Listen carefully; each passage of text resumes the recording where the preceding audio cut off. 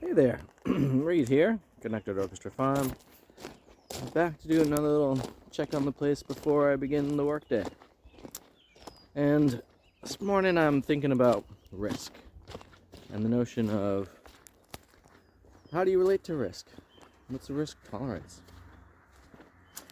And how do you adjust to change the risk potentials? So I've been looking into biochar for, I don't know, a decade or so now. Let's call it 9 years just to keep it on the lower side.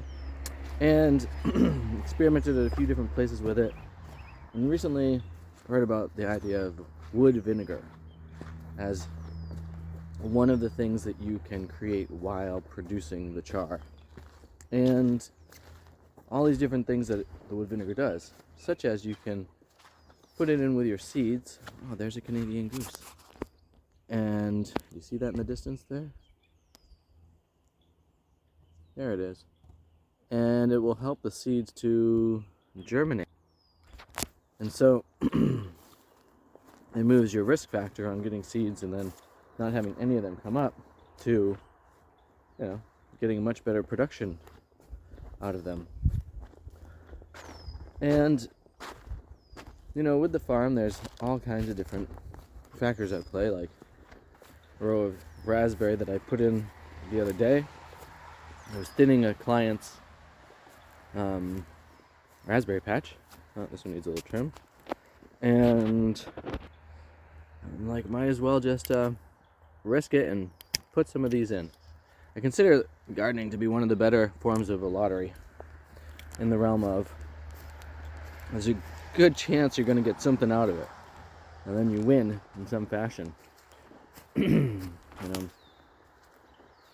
Building out a space for my wife for her studio and business, and it seems like a pretty low risk in the realm of she does pretty well with her business. It's on the up and up. And I ask myself the question of like, what's the ROI on these different projects and how are things unfolding? I used to take a lot more risks in life in terms of I would sleep in strange places while I was traveling, and sometimes I'd find out, this place that says it's a hostel, like a cheap place to sleep for a night, is actually more for like individuals who are getting their life back on track. Like, people have been strung out on drugs and things like that, and then they're actually still using crack or heroin or whatever it is, and it's like, I don't necessarily feel as safe as I did when I got here, but at the same time, you live and learn, and it's like, everyone has their own story and their own risk tolerance. Like, lots of people will find that situation just like, I'm out of here immediately. Or, they don't start a garden because of, I don't know, a whole bunch of other factors. So, how do you deal with risk and your risk tolerance? Are there things you do to mitigate it? Like, the beavers came in, for instance, took down my willow. I could have seen that as a big loss, but turns out the willow is just growing right back. So I guess that they coppiced them for me. I think I got the word right. Now I need to do the same thing to that one in actuality. Only then I'll have a bunch more pieces to do things with, because that's what I want to do, is have those pieces to do things with. Anyway, there's a lot of different ways to go about managing your risk. Sometimes doing a business is a risk, or getting into a relationship is a risk, purchasing land is a risk, buying stocks is a risk, investing in cryptocurrency is a risk. Frankly, doing art can be a risk, and making a joke can evidently be a risk these days. And so I'm curious, like, when do you hold yourself back from being true to yourself because the risk seems too high in the given situation? Or I just want to see these little here. Aren't those just the sweetest little things? I don't remember what they're called. We'll call them things. Flowery things. That's right, I don't know everything, thank goodness. And try to put myself in spaces where I'm not the smartest person in the room, so that I can learn and discover more. It's a risk that I might come off as dumb in those spaces, and frankly, that's okay. I don't mind if people think I'm not the smartest fellow around, because that's just the reality of it all. Anyway, I'm curious where you're at with the risk.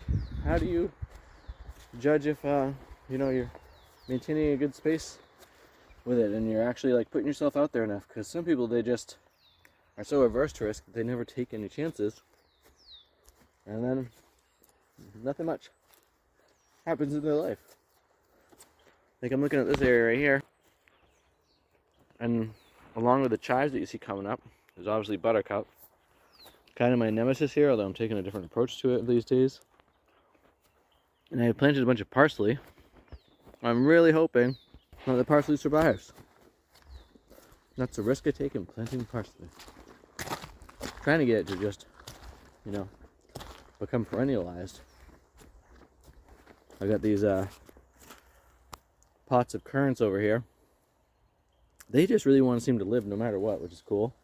I got a bunch over there, you can see just beyond those metal posts. Some coming up. And oh yeah, look at this. I emptied out my worm bin here. I'm actually going to move it to my house next to my chicken coop. I'll show more about that later. But I'd love to hear your ways. Mine are take a breath for a moment, and generally speaking, to try to just evaluate how I'm pacing a given project. I've learned over the years, mostly from doing art projects, that my sense of timing can be a bit off in terms of how long it'll take to finish something, and to readjust and calibrate for that, which is getting a lot better with business, which is good because then money's on the line rather than just my time. And I think that sometimes you just have to do things to figure out how we manage with risk. But we can also be influenced from our families or friends and how they perceive risk, and sometimes that influences us in a good way or a poor way. Anyway, you can have a lot of fun, maybe even too much fun, if you manage your risks successfully and realize that you can accomplish so much more in life by taking the risky approach when it's called for. How do you make that decision? I'm curious to hear your thoughts about this. Thanks for watching the video today, everybody. Hope you're doing great out there. Look forward to connecting with you here in the real world. Make sure to have too much fun.